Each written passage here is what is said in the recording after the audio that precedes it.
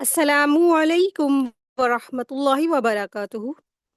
فہم القرآن course class 142 میں آپ سب کو خوش آمدید ہے۔ اہلاً و سہلاً مرحبا۔ آج کا ہمارا لیسن ہے سورہ الانبیاء، آیت 76 سے آیت 112 تک، یعنی اینڈ تک۔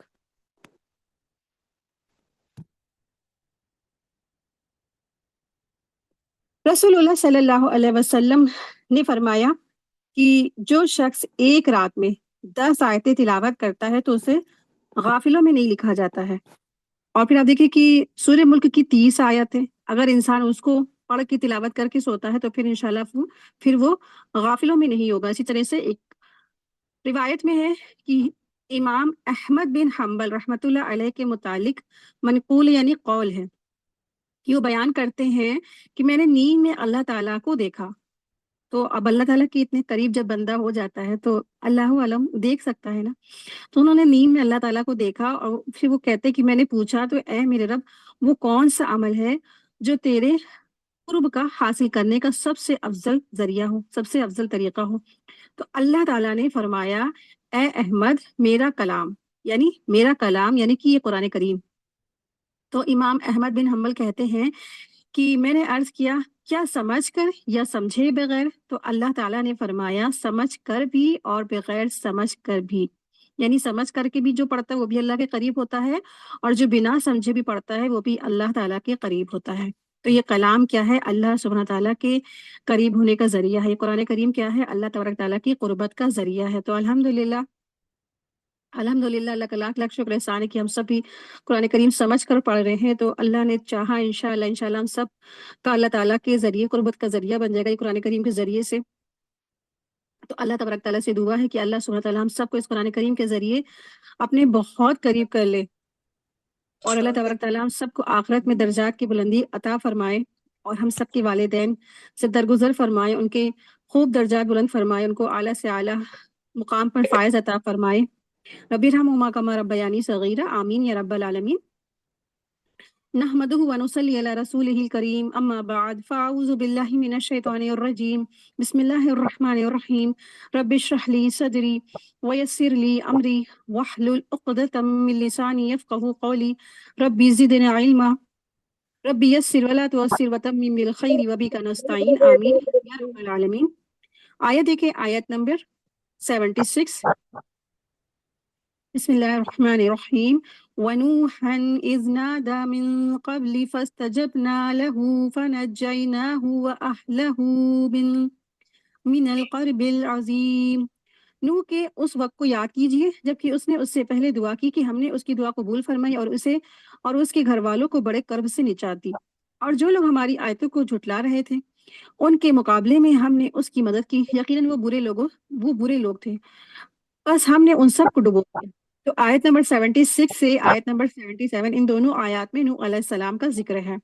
نوح علیہ السلام نے ایک دن نہیں، 2 دن نہیں، تقریباً 950 سال اپنی قوم کو تبلیغ اور دعوت کا کام پہنچایا، یعنی کہ اللہ کا پیغامات پہنچایا۔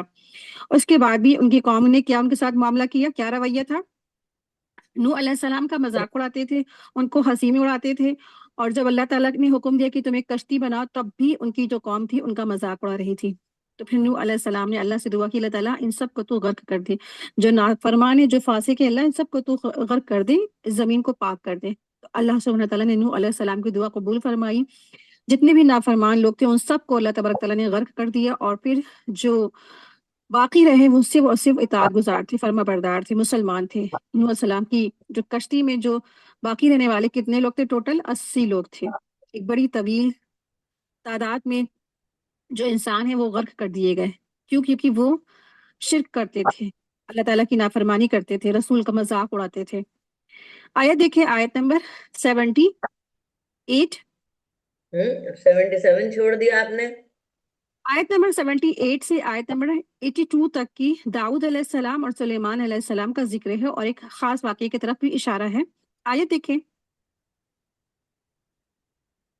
اور داؤد اور سلیمان علیہ السلام کو یاد کیجیے جبکہ وہ کھیت کے معاملے میں فیصلہ کر رہے تھے کہ کچھ لوگوں کی بکریاں رات کو اس میں چر چک گئی تھی، اور ان کے فیصلے میں ہم موجود تھے۔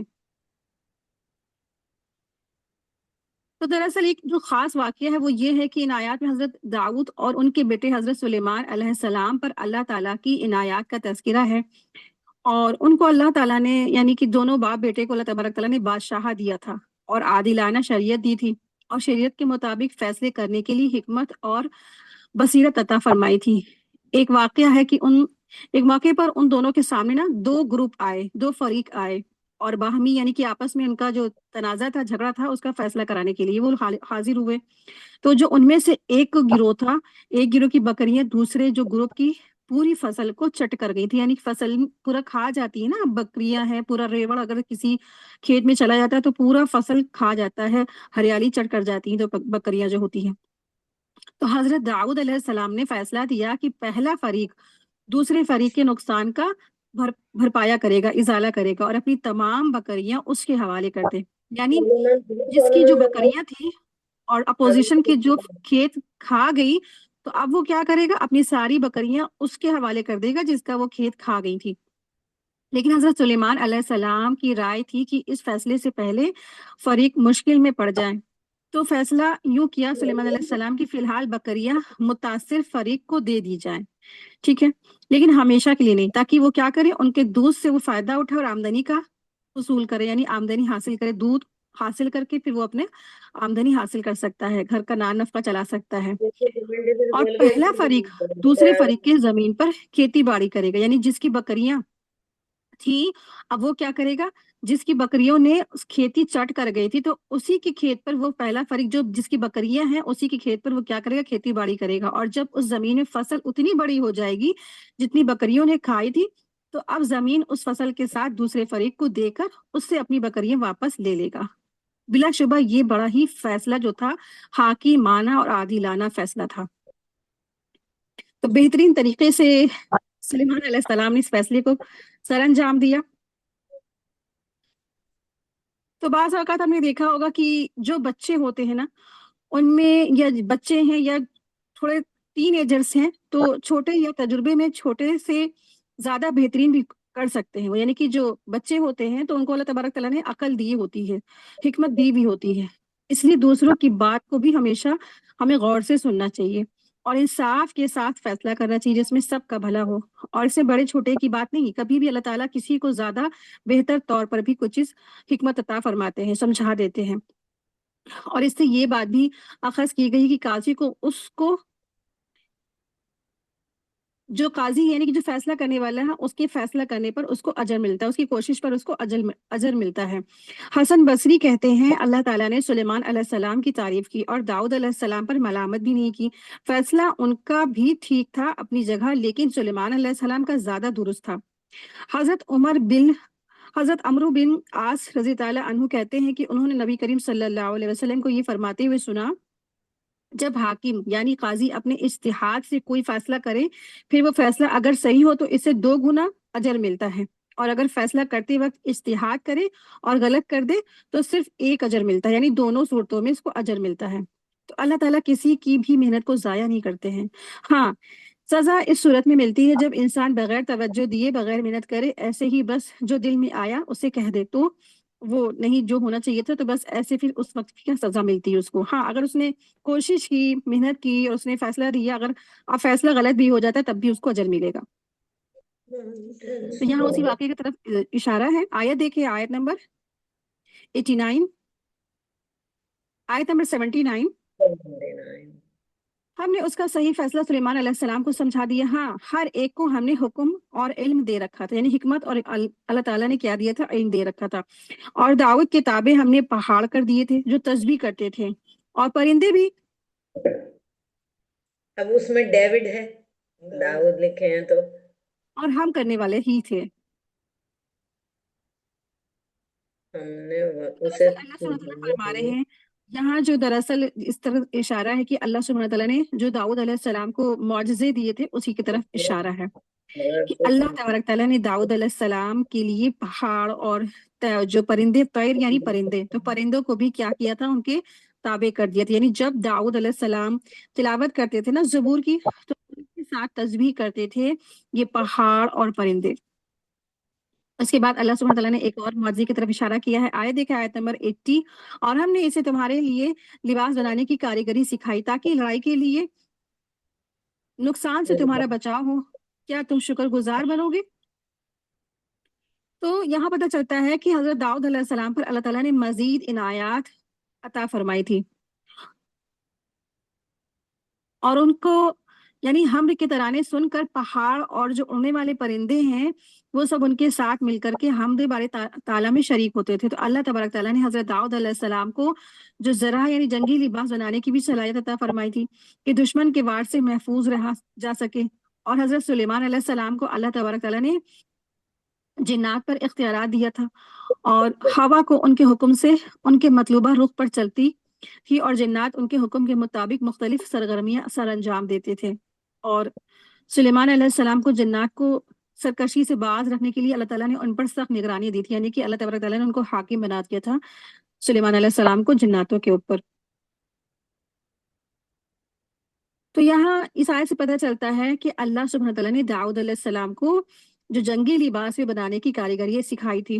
اور آپ دیکھیں کہ اس زمانے میں تو کیسے یہ جو لوہا وغیرہ کیسے کیا کرتے تھے، تو یہ بھی ان کے معجزے میں تھا. یہاں پہ آیت میں مینشن نہیں ہے، تو قرآن میں ایک اور جگہ مینشن ہے کہ وہ جب نا لوہے کو اپنے ہاتھ میں لیتے تھے، یعنی ہاتھ میں اللہ تبارک تعالیٰ نے ان کو ایسے معجزہ دیا تھا کہ لوہا ہاتھ میں لے کے ایسے میلٹ ہوتا تھا جیسے آپ اپنے ہاتھ میں چاکلیٹ لیں گے نا، وہ میلٹ ہو جاتی ہے، پگھل جاتی ہے نا. تو اسی طرح سے داؤد علیہ السلام کے ہاتھ میں لوہا بالکل پگھل جاتا تھا، میلٹ ہو جاتا تھا، پھر جس سے وہ جو چیز چاہتے تھے بنا لیتے تھے. تو سب سے پہلے جنگی جو لباس انہوں نے ہی بنایا، یعنی کہ اس سے پہلے جنگی لباس پہنے جاتے تھے لیکن نا اس طرح سے نہیں پہنے جاتے تھے جس طرح سے جنگی لباس داؤد علیہ السلام نے بنایا، یعنی کہ اس میں جو لوہے ہیں، کنڈے ہیں، اس طرح سے پورا ایک لباس کی شکل میں تبھی پہنا گیا جب داؤد علیہ السلام نے اس کو تیار کیا پورا طرح سے. تو اللہ سبحانہ تعالیٰ فرما رہے ہیں کہ ہم نے داؤد علیہ السلام کے لیے نرم کر دیا تھا لوہے کو، اور وہ اس سے جنگی لباس یعنی لوہے کی زرہیں تیار کرتے تھے. تو جنگی لباس میں تاکہ انسان کی حفاظت ہو سکے. آیت دیکھیں آیت نمبر 81. اور ہم نے تند و تیز ہوا کو سلیمان علیہ السلام کے تابع کر دیا تھا جو اس کے فرمان کے مطابق اس زمین کی طرف چلتی تھی جہاں ہم نے برکت دے رکھی تھی، اور ہم ہر چیز سے باخبر اور دانا ہے. آیت 82 دیکھیں. اسی طرح بہت سے شیاطین بھی ہم نے اس کے تابع کیے تھے. تو شیاطین سے مراد کیا؟ جنات ہیں.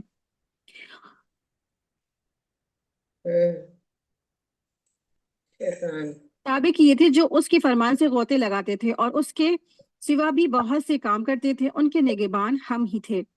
اللہ سبحانہ تعالیٰ فرما رہے کہ یہاں پہ سلیمان علیہ السلام کو اللہ نے جو معجزے دیے تھے اس کا ذکر ہے.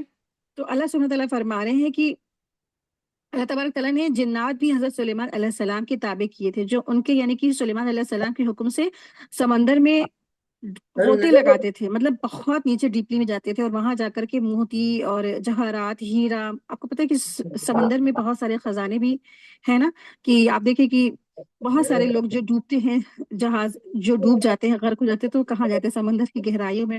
سلیمان علیہ السلام کے انڈر میں یہ تھے شیاطین اور جنات. تو پھر وہ کیا کرتے تھے؟ غوطے لگاتے تھے، پھر وہاں سے جا کے بہت سارے انہوں نے موتی، جواہرات اور اسی طرح سے تمام چیزیں نکالی. اسی طرح سے دیگر عمارتیں بھی بنوائی سلیمان علیہ السلام نے، اور جو وہ چاہتے تھے وہ ان سے وہ کام لیتے تھے. اور سلیمان علیہ السلام کو جنوں کے اندر جو سرکشی اور فساد کا مادہ ہے نا، اس سے اللہ تعالیٰ نے سلیمان علیہ السلام کی بھی حفاظت فرمائی، اور ان کے آگے سرتابی کی مجال بھی نہیں رکھتے تھے.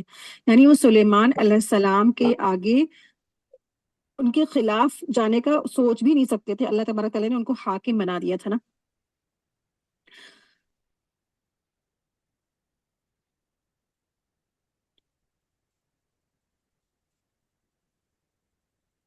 تو اللہ سبحانہ تعالیٰ نے سلیمان علیہ السلام اور داؤد علیہ السلام کو جو بھی نعمتیں دی تھی تو انہوں نے اس کے ساتھ کیسا معاملہ کیا؟ اللہ تعالیٰ کا شکر ادا کیا. تو جو نعمتیں اللہ تعالیٰ نے سلیمان اور داؤد علیہ السلام کو دی تھی تو انہوں نے اس کو کس طرح سے استعمال کیا، کس طرح سے اس کو بڑھتا. تو یعنی قرآن میں جتنے بھی پیغمبروں کا ذکر ہے ان میں سب سے زیادہ جو نعمتوں کے اعتبار سے جو پیغمبر ہیں وہ داؤد اور سلیمان علیہ السلام ہیں. ایکسٹرا آرڈینری قسم کی ان کو سہولیتیں اور نعمتیں دی گئی تھیں، لیکن انہوں نے کیا کیا؟ نعمتوں کو اللہ تعالیٰ کی اطاعت میں استعمال کیا، اور یہی شکر ہے. ठीक है। नियामतों को इंसान सोचता है कि हम कैसे अल्लाह ताला के इसको राह में लगाएं, किस तरह से शुक्र गुजारी हम करें। तो अल्लाह ने जो नियामतें आपको दी हैं ऐसी एक्स्ट्रा ऑर्डिनरी किस्म की, तो क्या करना है, अल्लाह ताला की उसको राह में लगाना भी क्या है, शुक्र का एक कैटेगरी है। तो यही शुक्र है कि इंसान अल्लाह ताला की राह में उनको लगाए। आए देखे आयत नंबर 83।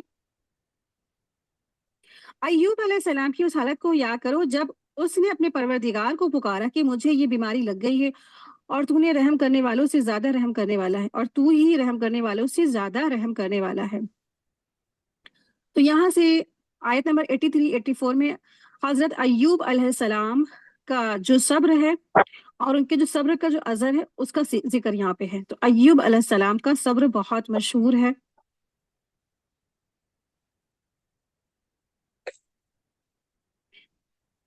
कुरान मजीद में हजरत अय्यूब अलैहिस्सलाम को साबिर कहा गया है। और कहाँ कहा गया है, सूरह स्वाद आयत नंबर 44 में। तो इसका मतलब ये है कि उन्हें सख्त आजमाइशों में डाला गया जिनमें उन्होंने सब्र और शुक्र का दामन जो है थामा रहा, और उन्होंने सब्र और शुक्र का जो दामन है उसका साथ नहीं छोड़ा। तो ये आजमाइशें और तकलीफ क्या थी, उसकी मुस्तनद तफसील तो नहीं मिलती है। हाँ, कुरान के अंदाज से बयान से मालूम होता है कि अल्लाह ताला ने उन्हें माल और दौलत और दुनिया और औलाद वगैरह से बहुत ज्यादा नवाजा था। बतौर आजमाइश अल्लाह ताला ने उनसे ये सब नियामतें सर्व कर ली थी, ले ली थी वापस। हत्ता कि जिस्मानी सेहत से भी वो महरूम हो गए और बीमारियों से जो घिर के वो रह गए। आखिर बिलाखिर अल्लाह ताला से उन्होंने जब 18 साल की जो आजमाइश के बाद बारगाह इलाही में उन्होंने दुआ की, जो अल्लाह ताला ने उनकी दुआ कबूल फरमाई और सेहत के साथ माल और दौलत और औलाद पहले से दोगुना अता फरमाई। और इजरायली रिवायात से बहुत में आपको बहुत सारी मिलेगा, उसको खास करके खुसूसुल अंबिया में न जाने क्या किया उन्होंने किया हुआ है। तो हर खुसूसुल अंबिया भी आपको नहीं पढ़ने चाहिए। तो खुसूसुल अंबिया में बाज लोगों ने क्या किया है, इजरायली रिवायात ले ली है। तो इजरायली रिवायात में खास करके यही उन्होंने किया, यानी कि इजरायली रिवायत से मुराद क्या है, यानी कि जो जबूर है, यानी कि सॉरी जो तौरात है, यहूदियों की किताब। आप देखिए कि जो तौरात है वो अपनी असली हालत में नहीं है ना, उसमें उन्होंने क्या किया था, बदलाव कर दिया था, चेंज कर दिया था, अपनी मनमानी उसमें से उन्होंने अपने मुताबिक उसको बदल दिया, तहरीफ कर दी थी। तो बहुत सी चीजें इजरायली रिवायात से उलमाओं ने लिया है, तो ये चीज दुरुस्त नहीं है। तो अक्सर ये मेंशन रहता है इजरायली रिवायात में कि अय्यूब अलैहिस्सलाम को उनकी बहुत ज्यादा उनके बॉडी यानी स्किन जो थी वो फफोला हो गई थी, उसमें कीड़े पड़ गए थे, कीड़े टपक टपक के गिरते थे, कीड़े वो डाल लेते थे। तो ये सब बिल्कुल गलत बात है, बिल्कुल झूठ है ये सब। जब कुरान और हदीस और आप सल्लम या सहाबा से हमें कहीं भी कौल नहीं मिलता है, तो हमें जरूरत नहीं है किसी अंबिया के बारे में ऐसी बात कहने की। ठीक है, अंबिया क्या होते हैं, सारे इंसानों में सबसे अव्वल नंबर पर टॉप के वो होते हैं। तो अल्लाह तबारक ताला अपने टॉप के बंदों को इतना ज्यादा रुसवा नहीं करते हैं कि उनके जिस्मों में कीड़े पड़ जाएं या उनके साथ कोई बुरा मामला हो। अल्लाह तबारक ताला उनको आजमाइशों में तो डालते हैं, दे के देते हैं या उनको छीन के उनको लेते हैं, लेकिन क्या है, ये हमारे लिए इसमें हम सबका सबक है, ताकि हमें कितना शुक्र गुजार कर सकते हैं, हम कितना अपनी जिंदगी में उस चीज को नाफिज कर सकते हैं। इसलिए उनको अल्लाह तबारक ताला ने आजमाइशों में मुब्तला किया है, ताकि ये उम्मत के लिए क्या हो, एक सबक बन सके, इबरत ले सके।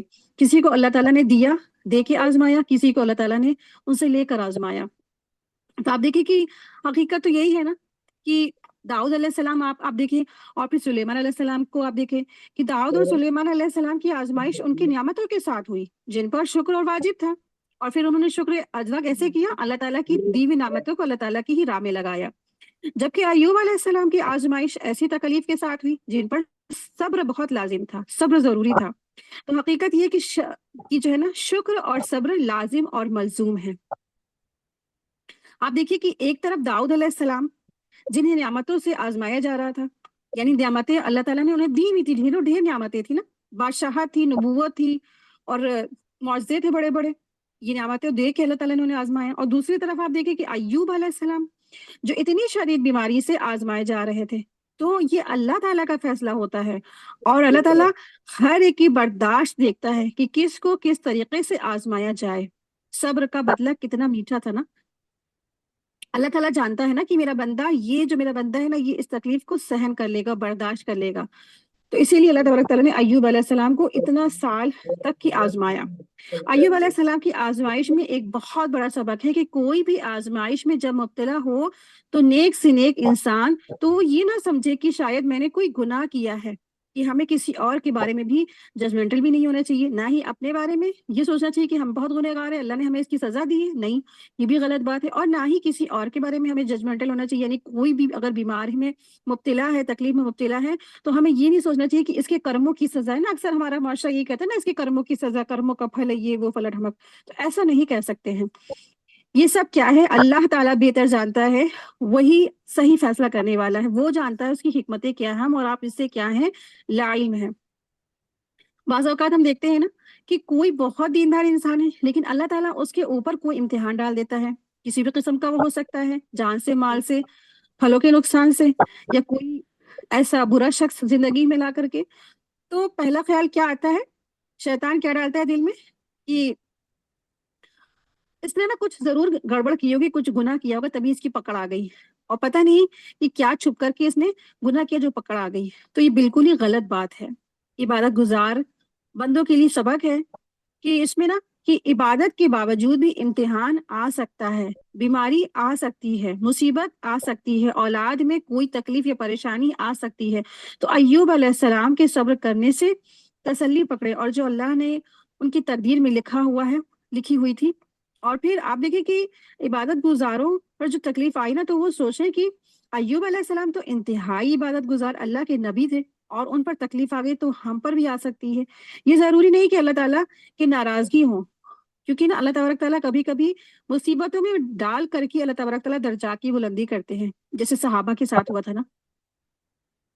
اور ایک اور روایت میں بھی آتا ہے کہ اللہ تعالیٰ جس کے ساتھ بھلائی کا ارادہ کرتے ہیں اس کو مصیبتوں میں مبتلا کرتے ہیں، تو چھوٹی مصیبت میں اور بڑی مصیبت اللہ تعالیٰ کی طرف راغب ہونے کا ذریعہ بنتی ہے، تاکہ انسان جو ہے اللہ تبارک تعالیٰ کے قریب ہو جاتا ہے مصیبتوں سے گھر کے، اور پھر کیا ہے، یا تو پھر وہ گناہوں کی معافی کا ذریعہ بنتی ہے، اور یا پھر ہو سکتا ہے کہ اللہ تعالیٰ کسی بندے کو پاک صاف کرنے کا اس کا ذریعہ بنا دے، ٹھیک ہے، کسی بندے کی تزکیہ ہو، کرنا ہو، اپنے قریب کرنا ہو، تو مصیبتیں پریشانیاں آنے کی کئی حکمتیں ہوتی، تو اس لیے تکلیف کو کوئی بھی اپنے حق میں برا نہ سمجھے، اس میں باولا کرنا، ہائے ہائے کرنا، اللہ سے ناراض ہونا، اور اس کو اللہ تعالیٰ کی ناراضگی کا ذریعہ نہیں سمجھنا چاہیے، بلکہ پاک ہونے کا ذریعہ سمجھنا چاہیے، اللہ تعالیٰ کی قربت کا ذریعہ سمجھنا چاہیے، اور اس میں یہی سمجھنا چاہیے کہ واقعی میں اللہ تبارک تعالیٰ نے اس میں کوئی نہ کوئی حکمت، کوئی نہ کوئی ہمارے لیے بہتری، کوئی نہ کوئی اللہ تبارک تعالیٰ کی طرف سے اس میں کوئی نہ کوئی ضرور اس میں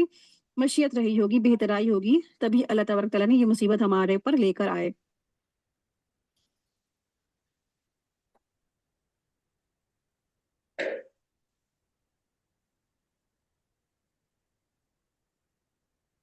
آیت دیکھیں، آیت نمبر 84، تو ہم نے ان کی دعا کو سن لیا اور جو دکھ انہیں تھا اسے دور کر دیا، اور اس کو اہل عیال عطا فرمائے، بلکہ ان کے ساتھ ویسے ہی اور اپنی خاص مہربانی سے، تاکہ سچے بندوں کے لیے سبب نصیحت ہو۔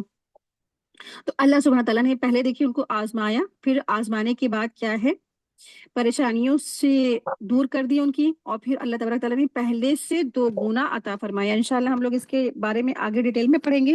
آگے کی صورتوں میں ہے کہ اللہ تبارک تعالیٰ نے ان کے اوپر ٹڈیوں کی، سونے کی ٹڈیوں کی بارش کی، اور ایک حوض میں انہوں نے اپنے پاؤں دھوئے تو کیا ہوئے، ساری کی ساری بیماری ان کی چلی گئی منٹوں سیکنڈوں میں۔ تو اللہ تبارک تعالیٰ کچھ بھی کر سکتے ہیں نا۔ آیت دیکھیں، آیت نمبر 85، اور اسماعیل علیہ السلام اور ادریس اور ذوالکفل علیہ السلام یہ سب صابر لوگ تھے، ٹھیک ہے۔ ایوب علیہ السلام بھی صابروں کے صابر تھے۔ پھر ساتھ ہی ساتھ کن کا ذکر آ رہا ہے، اسماعیل علیہ السلام کا۔ اسماعیل علیہ السلام کون تھے، ابراہیم علیہ السلام کے بیٹے۔ جب ان کے والد نے کہا کہ بیٹا میں نے تجھے دیکھا ہے کہ میں اپنی پیاری چیز کو اللہ کی راہ میں قربان کر رہا ہوں، تو اسماعیل علیہ السلام نے کیا جواب دیا کہ اے ابا جان، آپ کو جو حکم ملا کر گزریے، اور آپ مجھے انشاءاللہ صابروں میں سے پائیں گے، یعنی اف تک بھی نہیں کیا انہوں نے نا۔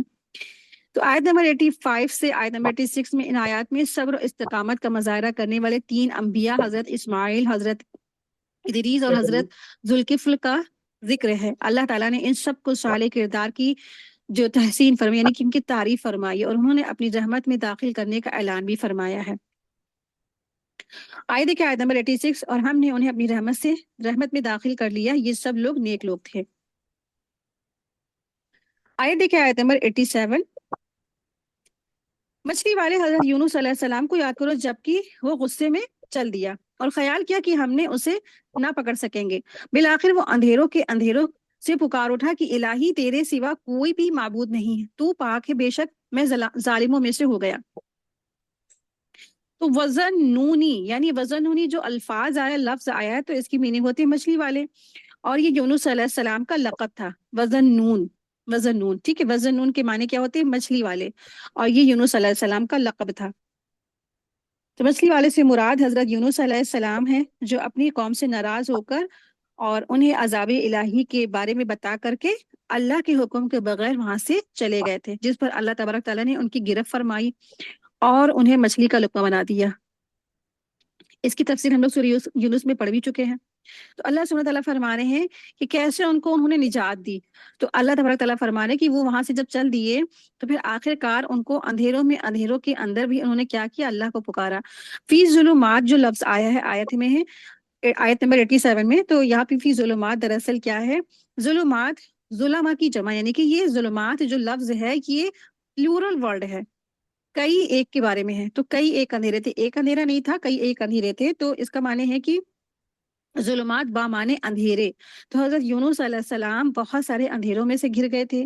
پہلا جب وہ تھا ایک رات کا اندھیرا، پھر دوسرا تھا کہ سمندر کا اندھیرا، اور پھر تیسرا تھا مچھلی کے پیٹ کا اندھیرا۔ تین اندھیروں کے اندر یونس علیہ السلام نے اتنی تکلیف، اتنی مصیبت کے وقت میں کس کو پکارا؟ اللہ کو پکارا، اور کیا کہا؟ زبردست اللہ کے یہ کلمات ادا کیے کہ لا الہ الا انت سبحانک انی کنت من الظالمین، کہ اللہ تعالیٰ کہ تیرے سوا کوئی معبود نہیں، تو پاک ہے، بے شک میں ہی ظالموں میں سے تھا، بے شک میں ظالموں میں سے تھا۔ تو یونس علیہ السلام کی اللہ تبارک تعالیٰ نے دعا قبول کی اور انہیں اندھیریوں سے، مچھلی کے پیٹ سے نکال کر نجات دی، اور جو بھی مومن ہے اسی طرح سے شداد اور مصیبت میں پکارے گا، اللہ سبحانہ تعالیٰ فرما رہے جتنے بھی مومن ہیں، جو بھی مصیبت جن کو پریشانی پہنچتی ہے، اور مصیبت اور پریشانی میں جو بھی اللہ کو پکارے گا، اللہ تعالیٰ اس کو نجات دیں گے۔ اور حدیث میں بھی آتا ہے کہ نبی کریم صلی اللہ علیہ وسلم نے فرمایا جس مسلمان نے اس دعا کے ساتھ کسی معاملے کے لیے دعا مانگی تو اللہ تعالیٰ اسے قبول فرماتے ہیں۔ جامع ترمذی کی حدیث نمبر 3505 اس کا نمبر ہے، لیکن نا کہ اللہ سے مانگے، اور کیسے مانگنا ہے؟ اکیلے مانگنا ہے۔ ہماری کیا رائے ہے؟ کوئی بھی پریشانی، مصیبت، بیماری، ازاری، بہت زیادہ بڑی مصیبت آتی تو کیا کرتے ہیں؟ 1.25 مرتبے کا ورد ہوتا ہے نا، بے جا رسم و رواج، اور بے جا رسم و رواج کی بیڑیاں پہن لی ہیں آج مسلمانوں نے۔ تو یہاں تو اللہ سبحانہ تعالیٰ فرما رہے ہیں کہ کوئی بھی اگر اللہ سے گڑگڑا کے مانگے گا تو اللہ تعالیٰ اس کو نجات دے دیں گے۔ تو پھر کیا ضرورت ہے سب کو اکٹھا کر کے زبردستی یہ سب کی بیڑیاں ان کے بلاد دینے کا؟ کوئی آنا چاہتا ہے، نہیں آنا چاہتا، لیکن رشتہ داریاں نبھانے اور منہ در منہ دیکھنے کی وجہ سے انسان کو مجبوراً آنا پڑتا ہے، کیونکہ 1.25 کلمے کی جو بات آ گئی ہے، اور پھر نہ جانے اس کی کیا کیا رسم و رواج ہوتی ہیں، اور اس طریقے سے نا یہ سب چیز درست نہیں ہے۔ تو اللہ تعالیٰ کے رسول سے پتہ چلتا ہے، معلوم ہوتا ہے کہ آپ صلی اللہ علیہ وسلم نے کوئی بھی تسبیح 100 سے زیادہ کبھی نہیں پڑھی، یعنی کوئی بھی تسبیح جب اللہ کے رسول نے پڑھی تو صرف اور صرف 100 مرتبہ پڑھی، اس سے زیادہ کبھی نہیں پڑھی۔ اور آپ صلی اللہ علیہ وسلم کبھی بھی تسبیح لے کے نہیں پڑھتے تھے، وہ تو صرف اور صرف فنگر پہ اپنے کاؤنٹ کر کے پڑھتے تھے۔ پتا وہ کون تھے تو پتا ہے؟ تو یہ اس طریقے سے 1.25 مرتبہ جو پڑھا جاتا ہے، یہ چیز کیا ہے؟ غلط چیز ہے، یہ درست نہیں ہے۔ اور کیا کرنا ہے انسان کو؟ بندہ مومن کو خود اللہ تبارک تعالیٰ کے آگے بیٹھنا ہے نماز کے لیے، نماز کی حالت میں اللہ سے خوب گڑ گڑا کے دعا کرے، ہو سکے تو نماز کی حالت میں یہ دعا کر سکتے ہیں، اور پھر اللہ سے خوب دعا کرے تو انشاءاللہ اس کے بہتر اس کے لیے فیصلہ ہوگا، اس کے حق میں فیصلہ ہوگا انشاءاللہ۔ آیت دیکھیں، آیت نمبر 88، تو ہم نے اس کی پکار سن لی اور اسے غم سے نجات دے دی، اور ہم ایمان والوں کو اسی طرح بچا لیا کرتے ہیں۔ آیت 89 دیکھیں، اور ہم نے زکریا علیہ السلام کو یاد کرو جب اس نے اپنے رب سے دعا کی کہ اے میرے پروردگار مجھے تنہا نہ چھوڑ، جو سب سے بہترین وارث ہے، سب سے بہترین وارث ہے۔ تو زکریا علیہ السلام نے اللہ سبحانہ تعالیٰ کو پکارا، اور کب پکارا؟ کہ جب بالکل جو ہے وہ بوڑھے ہو چکے تھے، بالکل بوڑھے تھے، اور کیا تھے؟ بالکل تنہا تھے، یعنی کہ اب وہ کیسی اسٹیج پہ تھے؟ وہ اس اسٹیج پہ تھے عمر کی جب بچے نہیں ہوتے ہیں، اور انبیاء کو سب سے زیادہ فکر کیا ہوتی تھی کہ میرے بعد جو یہ مشن ہے اللہ کے پیغام پہنچانے کا مشن، وہ کون پہنچائے گا، ہے نا۔ ان کو یہ فکر نہیں ہوتی تھی جیسے آج کل کا جو معاشرہ ہے، ہم سب کا معاشرہ، کی اب ہماری جو بڑھاپے کا سہارا کون بنے گا، ہم کو بڑھاپے میں دوائیاں ڈاکٹر کے پاس لے جا کے کون دے جائے گا، ہے نا۔ اس قسم کے آج کل کے ہم سب کے فکر اور سوچ ہوتی ہے، اسی لیے اولادیں مانگتے ہیں، یا ہمارے پیچھے ہمارے پراپرٹی کا وارث کون بنے گا۔ ایسی ان کی سوچ نہیں تھی۔ زکریا علیہ السلام کی کیا فکر تھی کہ ان کے بعد ان کا جو پیغام ہے، اللہ کے پیغامات کو پہنچانے والا ان کی اولاد میں سے کوئی ہو، اور ان کا کوئی وارث ہو، اور اللہ کے پیغامات کو تبلیغ کرنے کے لیے ان کو اپنا ایک اولاد چاہیے تھی۔ تو اللہ تبارک تعالیٰ سے انہوں نے دعا کی، اللہ تعالیٰ مجھے اکیلا مت چھوڑ، اور مجھے جو ہے نا اپنے پاس سے ایک وارث عطا فرما، اور کیا ہے، آپ ہی سب سے بہترین وارث ہے۔ اور اس سے کیا پتہ چلتا ہے، کبھی بھی اولاد کی وجہ سے انسان کو نا امید نہیں ہونا چاہیے۔ تو اللہ سبحانہ تعالیٰ سے مانگا ان انبیاء نے۔ دیکھیں آپ، اولاد کے بارے میں انسان کتنا بڑا انسان شرک کرتا ہے، پھر بھی کیا ہے، انسان سمجھ نہیں لیتا، عقل نہیں لیتا، کیونکہ آپ دیکھیں کہ زکریا علیہ السلام بہت بوڑھے ہو گئے تھے، اور ان کی بیوی بھی کیا تھی، بانجھ تھی، لیکن اللہ کی رحمت سے وہ نا امید نہیں ہوئے تھے، انہوں نے اللہ کو پکارا، اللہ تعالیٰ نے انہیں نوازا۔ تو اگر کسی مطلب ماں باپ ہیں، ان کے بچے نہیں ہوتے ہیں، شوہر بیوی ان کے بچے نہیں ہوتے، تو اس دعا کو پڑھنے سے بھی کیا ہے، ہر نماز کے بعد کم سے کم 100 مرتبہ پڑھ لیں یا 70 مرتبہ پڑھ لیں، اس کا ورد کرے، تو انشاءاللہ جلدی اس کو بچہ عطا فرمائے گا اللہ تعالیٰ، نیک و صالح۔ تو اس کو اولاد کے لیے پڑھا جاتا ہے، پڑھ سکتے ہیں۔ تو اولاد کے لیے بھی انسان کیا کرے، ان دعاؤں کو پڑھ سکتے ہیں۔ یہ نہیں کر سکتے کہ انسان چلا اٹھا مزاروں پہ چکر کاٹنے، وہاں دھاگے اور چڑھاوے اور چادریں، یہ سب کیا، یہ سب تو انسان شرک میں ملوث ہو جائے گا، اور پھر اس کی معافی بھی نہیں ہے، اور پھر اس کو خود بھی نہیں معلوم وہ کیا کر رہا ہے، اور پھر ایسی انجانے میں انچاہے میں پھر وہ کہاں مستحق ہو سکتا ہے، جہنم کو، اس کو خود بھی نہیں معلوم ہے۔ یہ بہت بڑا گناہ ہے نا۔ لیکن چاہت، اولاد کی چاہت ایسی ہوتی ہے کہ انسان سے سب کروا لیتی ہے۔ تو ٹھیک ہے، اللہ سے گڑ گڑا کی مانگیے، اللہ تعالیٰ ضرور عطا فرمائیں گے۔ پورا یقین اور پورا بھروسہ بھی ہونا چاہیے، اندر سے شک اور شکوک نہیں ہونا چاہیے۔ آیت دیکھیں، آیت نمبر 90۔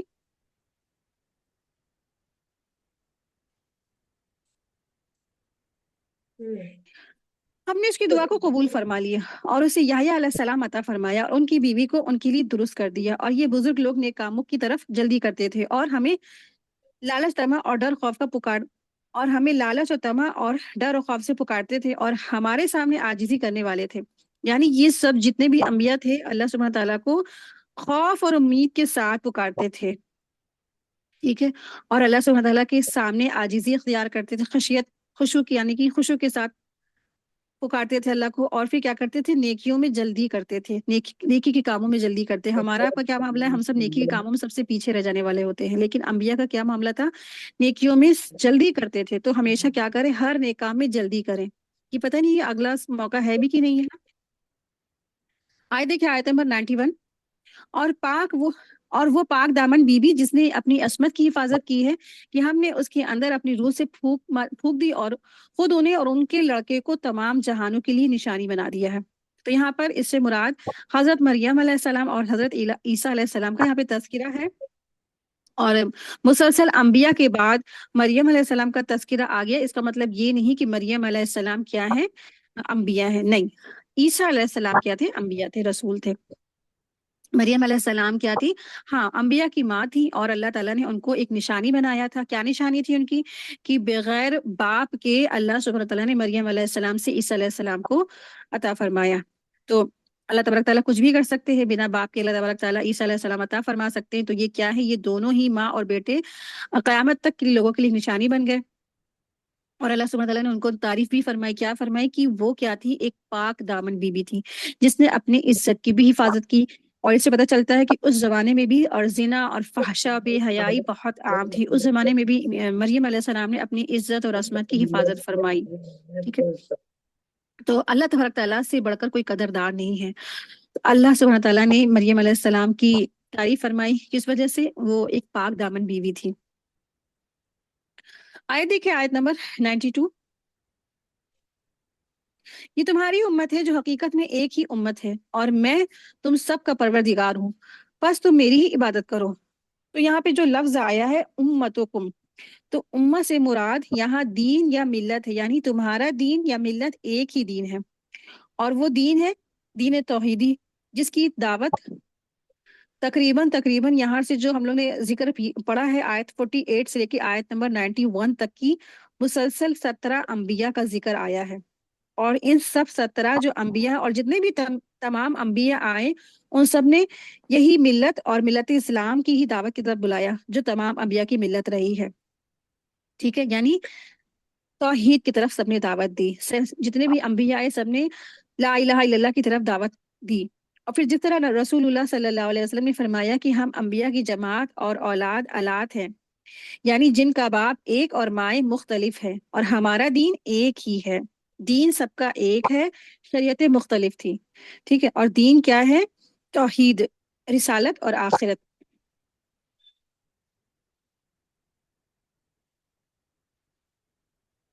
آیت دیکھیں آیت نمبر 92، مگر لوگوں نے آپس میں دین میں فرقہ فرقہ فرقہ پرستیاں کر لی، سب کے سب ہماری ہی طرف لوٹنے والے ہیں۔ تو انبیاء جتنے تھے وہ دین ایک لے کر آئے، ایک ہی بات لے کر سب کو پہنچانے آئے، لیکن لوگوں نے کیا کیا؟ فرقہ فرقہ بٹ گئے، فرقہ فرقہ ہو گئے، گروہوں میں بٹ گئے، یعنی دین توحید اور عبادت رب کو چھوڑ کر مختلف فرقوں میں اور گروہوں میں بٹ گئے۔ ایک گروہ تو مشرکین کا ہے اور کفار کا ہے، اور پھر انبیاء اور رسول کے سامنے جو ان کو نہ ماننے والے اور ان کا انکار کرنے والے، اور نہ جانے کتنے کتنے طرح کے اس طرح گروہ بن گئے، اور یہاں تک کہ ایک گروہ کہتا ہے کہ ہم خود ہی انبیاء ہیں، نعوذ باللہ، ہے نا۔ تو اس طریقے سے نہ جانے کتنے لوگ گروہوں میں بٹ گئے، اور کوئی کہتا ہے پھر ہم تو صرف اور صرف موسیٰ علیہ السلام کو مانیں گے، عیسیٰ کو نہیں مانیں گے، کوئی کہتا ہے ہم تو صرف عیسیٰ کو مانیں گے، سارے نبیوں کا ہم انکار کرتے ہیں۔ اس طریقے سے یہ گروہوں میں سب تقسیم ہو گئے، جیسے یہود اور عیسائی اور نہ جانے کون کون۔ اور پھر آپ دیکھیں کہ آج امت مسلمہ بھی، خود امت مسلمہ نہ جانے کتنے گروہوں فرقوں میں بٹ گئے نا، افسوس کی بات ہوتی ہے۔ لیکن آپ دیکھیں کہ اگر کلمہ گو ہے، اگر قرآن پڑھنے والے ہیں، حدیث کو پڑھنے والے ہیں، تو سب کیا ہے؟ ہم سب ایک امت ہے، ایک ہی دین کی اتباع کرنے والے ہیں۔ تو بس کیا ہم سب ایک امت ہے بس۔ مگر لوگوں نے آپس میں آئے دیکھیں آیت نمبر 94، ارے وہ مومن پھر جو بھی نیک عمل کرے اور وہ مومن بھی ہو تو اس کی کوشش کی بے قدری نہیں کی جائے گی، ہم تو اس کے لکھنے والے ہیں۔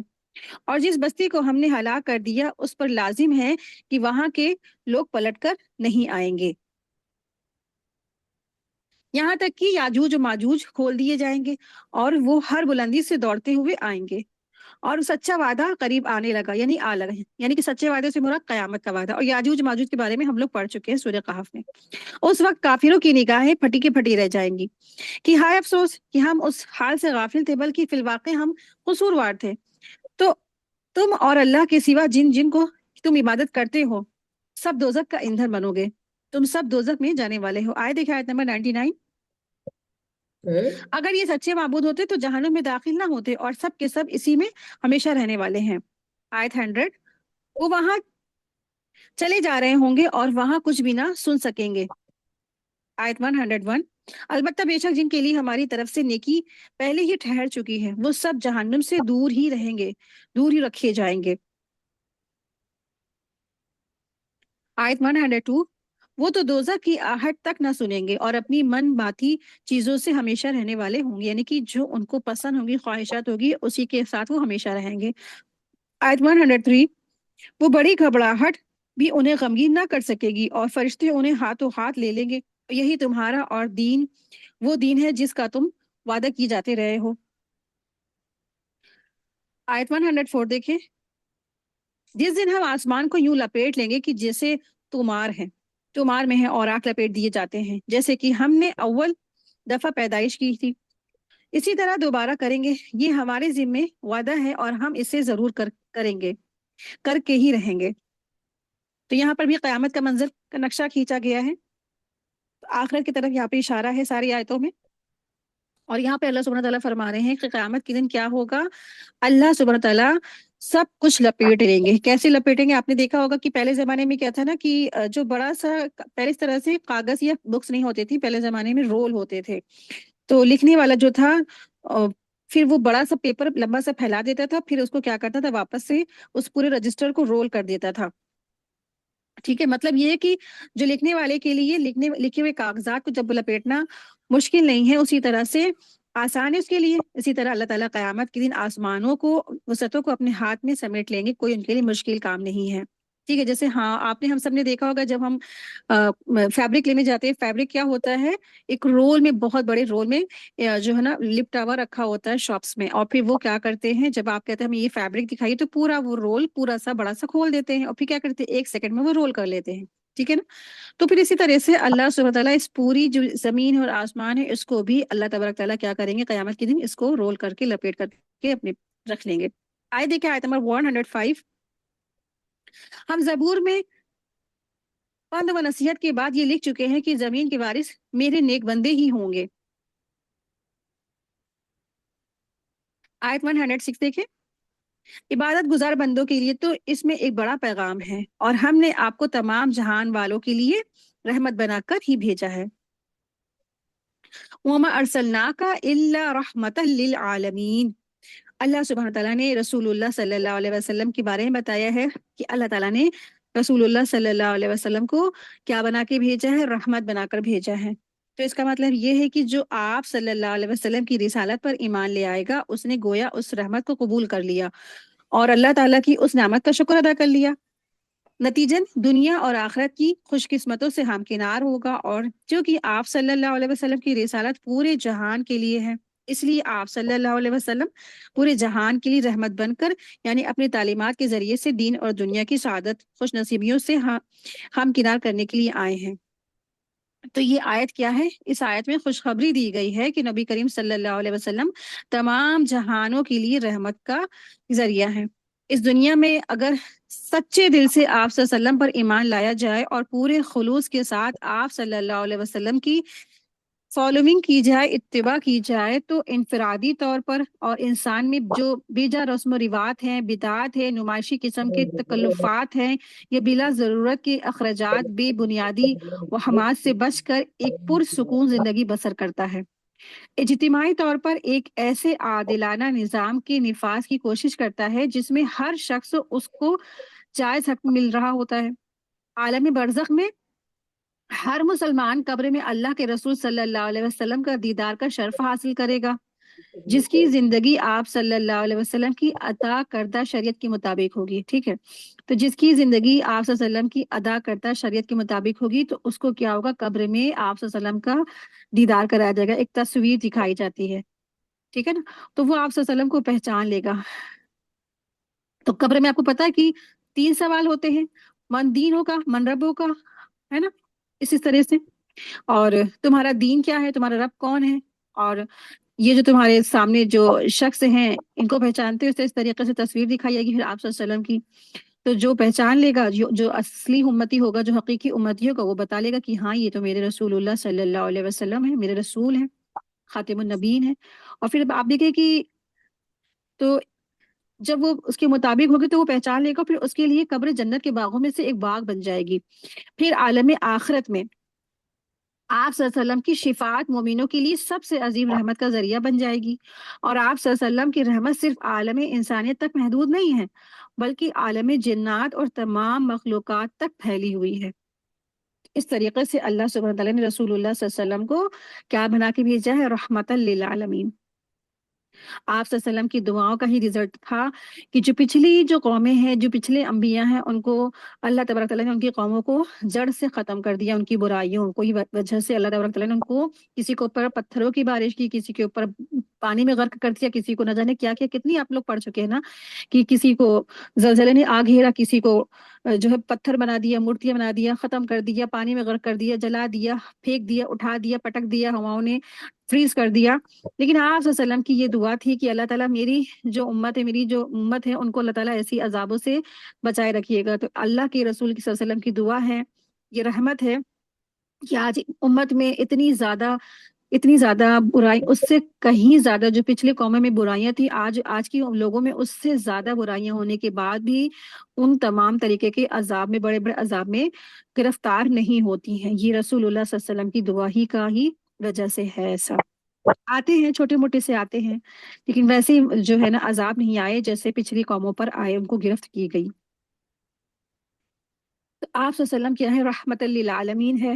تو آپ صلی اللہ علیہ وسلم کا جب بھی نام آئے تو ہم پر لازم ہے کہ ہم سب کو درود شریف پڑھنا چاہیے، ان کی طرف بھیجنا چاہیے۔ تو آپ سبھی درود پڑھ لیجئے، اللہم صلی علی محمد وعلی آل محمد۔ आयत देखिए, आयत नंबर 108। कह दीजिए कि मेरे पास तो बस वही की जाती है कि तुम सबका माबूद एक ही माबूद है, तो क्या तुम भी इसकी फर्माबरदारी करने वाले हो? आयत 109 और 10 देखिए। फिर अगर ये मुंह मोड़ ले तो कह दीजिए कि मैंने तो तुम्हें यकसा तौर पर खबरदार कर दिया, मुझे इल्म नहीं कि जिसका वादा तुमसे किया जा रहा है वो करीब है या दूर, यानी कि कयामत के बारे में। अलबत्ता अल्लाह ताला खुली और जाहिरी बात को भी जानता है, और जो तुम छुपाते हो उसे भी, और वो भी जानता है, वो सब कुछ जानता है। जो जाहिर करते हो, जो छुपाते हो, अल्लाह सब कुछ जानता है। आयत 111 और 12 देखें। मुझे इस बात का इल्म नहीं, मुझे इसका भी इल्म नहीं, मुमकिन है ये तुम्हारी आजमाइश है और एक मुकर्रर वक्त तक का फायदा पहुंचाना है। खुद नबी ने कहा कि ए रब, इंसाफ के साथ फैसला फरमा, और हमारा रब बड़ा मेहरबान है जिससे मदद तलब की जाती है उन बातों पर जो तुम बयान करते हो। तो अल्हम्दुलिल्लाह आज हमारी ये सूरत भी कंप्लीट हो गई। इसी के साथ ही आज की हमारी क्लास मुकम्मल हुई। वाखिरु दावाना अनिल हम्दुलिल्लाहि रब्बिल आलमीन, सुब्हानक अल्लाहुम्मा व बिहम्दिका, अशहदु अल्ला इलाहा इल्ला अंता, अस्तगफिरुका व अतूबु इलैक। अस्सलामु अलैकुम व रहमतुल्लाहि व बरकातुहू। जज़ाकुमुल्लाहु खैरन कसीरन।